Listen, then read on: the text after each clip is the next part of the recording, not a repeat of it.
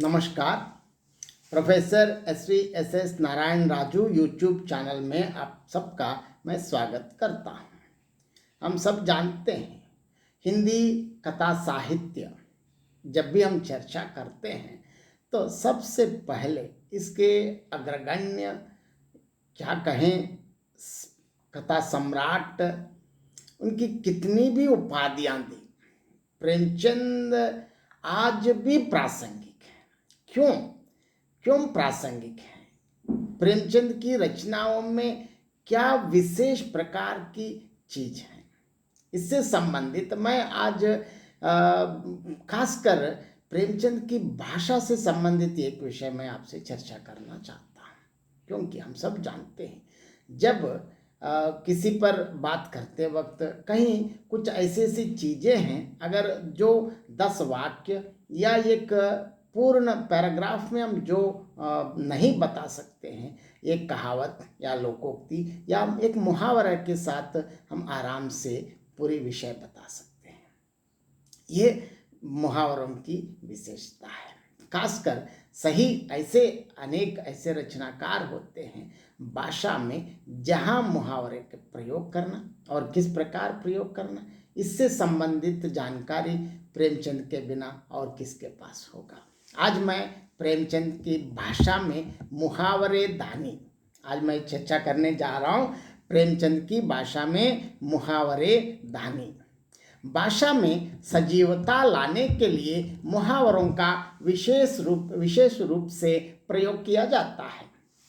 मुहावरा के बारे में मुहावरा मीमांसा में डॉक्टर ओम प्रकाश गुप्त ने इस प्रकार लिखा है कि प्रायः शारीरिक चेष्टाओं, अस्पष्ट ध्वनियों, कहानी और कहावतों अथवा भाषा के कतिपय विलक्षण प्रयोगों के अनुरूप या आधार पर निर्मित और अभिधेयार्थ से भिन्न कोई विशेष अर्थ देने वाले किसी भाषा के घटे हुए रूढ़ वाक्य, वाक्यांश अथवा शब्द इत्यादि को मुहावरा कहते हैं। जैसे हाथ पैर मारना, सिर धुनना, ही करना, गट गट निगल जाना, टेढ़ी खीर होना, अपने मुंह मियाँ मिट बनना, दूध के जले होना, नाव की लकड़ी तेरह खर्च करना, अंगारों पर लुटना, आग से खेलना इत्यादि।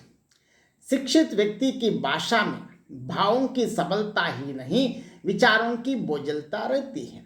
ऐसी स्थिति में हम प्रत्येक बात सोच समझ कर या सोच कर बोलते हैं और इस प्रक्रिया के द्वारा भाषा का सहज रूप समाप्त हो जाता है तथा कृत्रिमता आ जाती है। परंतु प्रेमचंद जी ने अपनी सभी रचनाओं की भाषा को इस प्रकार की उक्तियों से सजाया है जिनसे भावों की अभिव्यक्ति में प्रभावात्मकता आ सके। इस दृष्टि से वे अत्यंत समृद्ध कलाकार रहे हैं। उनके संपूर्ण साहित्य में स्थान स्थान पर सुंदर मुहावरों का प्राचुर्य मिलता है।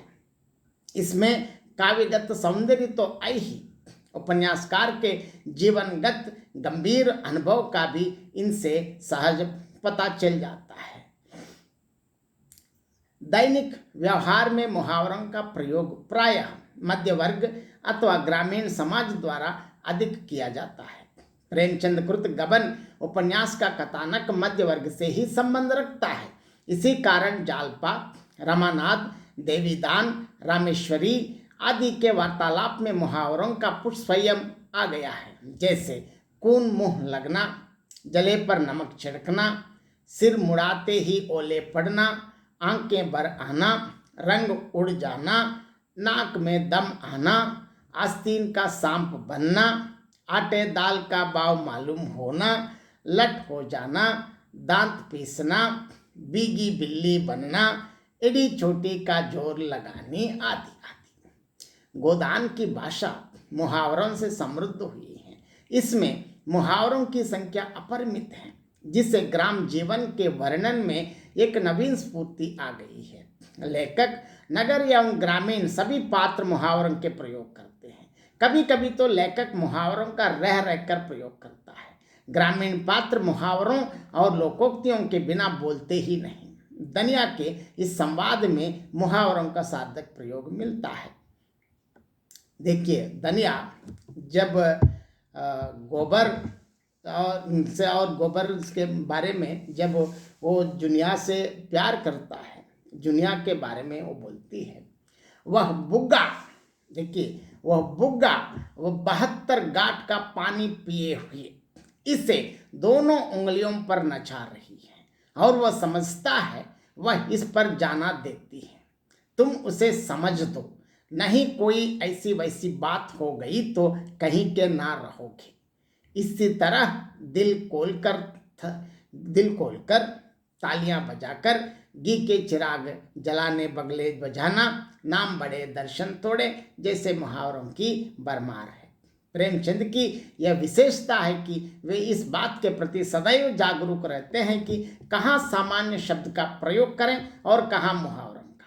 इस वाक्य में दूध घी बिल्कुल नहीं मिलता से कथ्य में वो गहराई ना आती जो मुहावरे से आ गई है। दूध घी अंजन लगाने तक को तो मिलता है नहीं।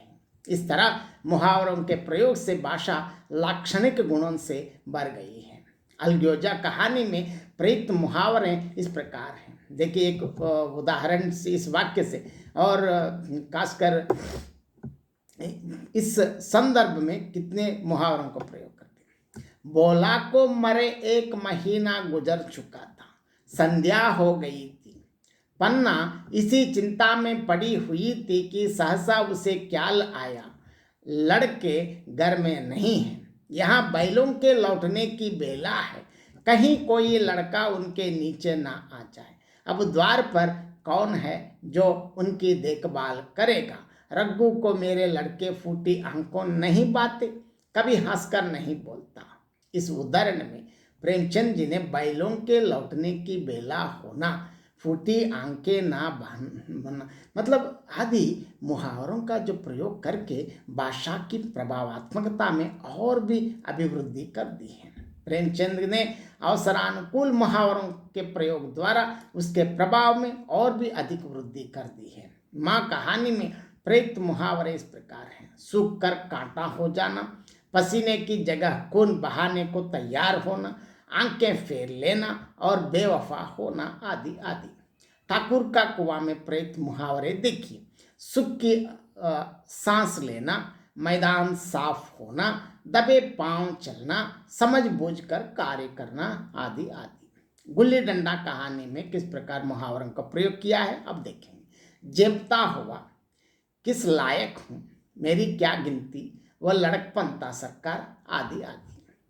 आखिरी हीला कहानी में प्रयुक्त मुहावरे देखिए।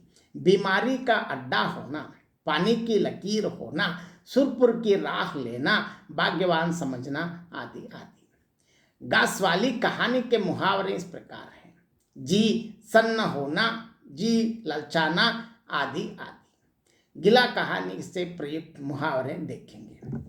कानी कौड़ी भी ना देना, और इस प्रकार अलग अलग कहानी में हम देखते हैं। चल प्रपंच फैला होना, आंखें ना खुलना आदि आदि। रसिक संपादक कहानी में प्रयुक्त मुहावरे देखेंगे। घूर कर देखना, आंखों में ही पी जाना, उत्साह टंडा जाना, मन की मिठाइयाँ खाना, शूल की तरह चुभना आदि आदि आदि।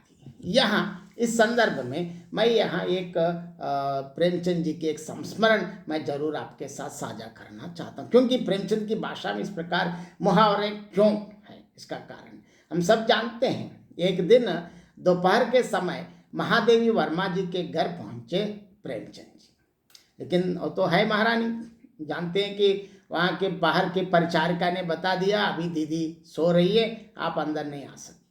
तो ठीक है, वो बैठे हैं बाहर। लेकिन कुछ समय के बाद महादेव वर्मा उठने के बाद उनकी परिचारिका ने बता दिया दीदी आपके लिए कोई आए हैं। क्यों, उनको क्या पता है प्रेमचंद है, हमारे लिए तो प्रेमचंद महान है, उनको कोई मतलब ही नहीं है। लेकिन अरे प्रेमचंद जी आए, आपको कोई उठाए नहीं, बोलकर वो तुरंत बाहर आ गई। वहाँ बाहर का दृश्य बहुत देखने लायक दृश्य है। क्या है, उस जो महल में सारे काम करने वाले इतने लोग हैं, सारे काम करने वाले माली हो, इसमें सबके साथ मतलब सब कर्मचारी लोग, छोटे छोटे काम करने वाले, कोई मिट्टी खोदने वाला, कोई पेड़ लगाने वाला, इस पर सभी काम करने वाले सारे महिलाएं पुरुष सब एकदम बैठे हैं, उनके बीच में प्रेमचंद बैठ के उनसे ऐसे बात कर रहे हैं कि उनके शायद कोई एक परम प्रिय मित्र या उनके बिल्कुल साथी ऐसे खूब बढ़िया बतिया रहे हैं। तो महादेवी जी आके, अरे भाई साहब आप आने के लिए, इसके लिए पूछने की क्या आवश्यकता, आप सीधा अंदर आ सकते हैं।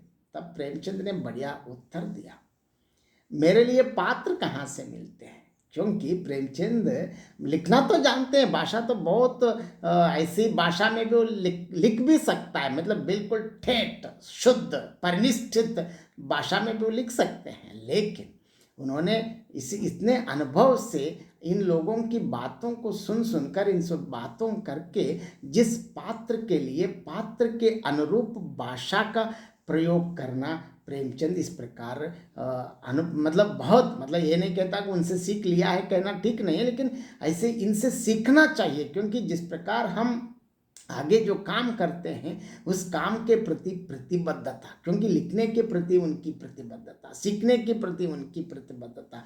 अभी मैं लगभग इतने मुहावरों का यहाँ मैंने बहुत लंबी सूची बता दिया हूँ। इसका कारण यही हो सकता है कि वो समाज से ही सीख लिया है। ये प्रेमचंद की भाषा की विशेषता है।